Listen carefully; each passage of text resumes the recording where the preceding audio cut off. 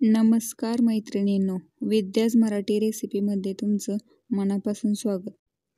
आजच्या व्हिडिओमध्ये आपण मऊ आणि लुसलुशीत चपातीसाठी पीठ मळण्याची कृती पाहणार आहोत.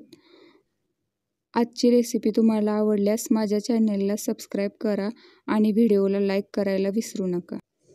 चला तर मग रेसिपीला सुरुवात करूयात. पीठ मळण्यासाठी एका परातीमध्ये मी थोडंसं पाणी घेतलेलं आहे. या पाण्यामध्ये आता आपण आवश्यकतेनुसार मीठ टाकणार आहोत. पाण्यामध्ये घातलेलं मीठ आपण अशा पद्धतीने पूर्णपणे विरघळून घ्यायचं आहे.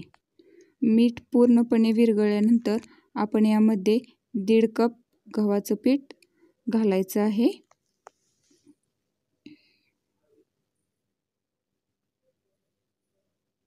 त्यानंतर आपण हे पीठ छान मिक्स करून घ्यायचं आहे.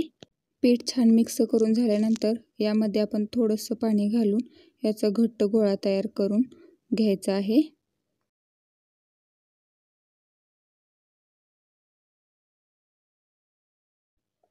अशा पद्धतीने मी या पिठाचा घट्ट गोळा मळून घेतलेला आहे. आता या पिठामध्ये आपण थोडं थोडं पाणी घालून छान असं मऊ पीठ मळून घ्यायचं आहे.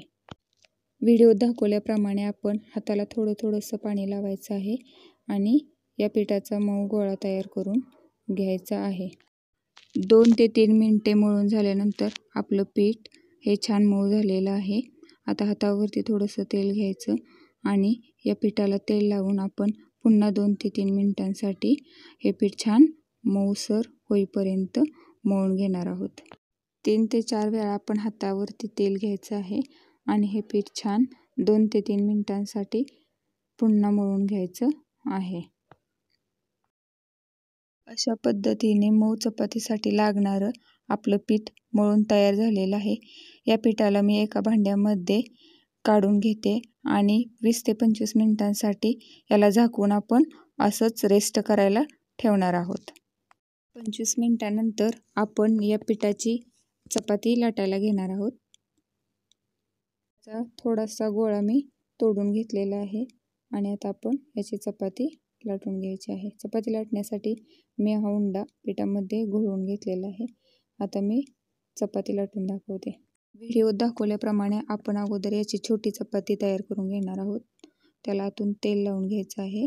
तेल लावून आपण त्याची छोटी घडी करणार आहोत. अशा पद्धतीने माझी चपाती आता लाटून तयार झालेली आहे. चपाती लाटून होईपर्यंत मी इकडे गॅसवरती पॅन गरम करायला ठेवला होता. पॅन आपला छान गरम झाला की आपण यामध्ये आपली चपाती टाकायची आहे. आता आपली चपाती हळूहळू फुगून वरती यायला सुरुवात झालेली आहे. चपाती भाजत असताना आपण गॅसची फ्लेम हाय ठेवणार आहोत. मंद गॅसवरती आपण जर ही चपाती भाजली तर ती तितकीशी छान मऊ होणार नाही. यासाठी आपण चपाती भाजत असताना नेहमी गॅसची फ्लेम ही हायच ठेवणार आहोत. आता आपण चपातीच्या दोन्ही बाजूला छान तेल लावून घ्यायचं आहे.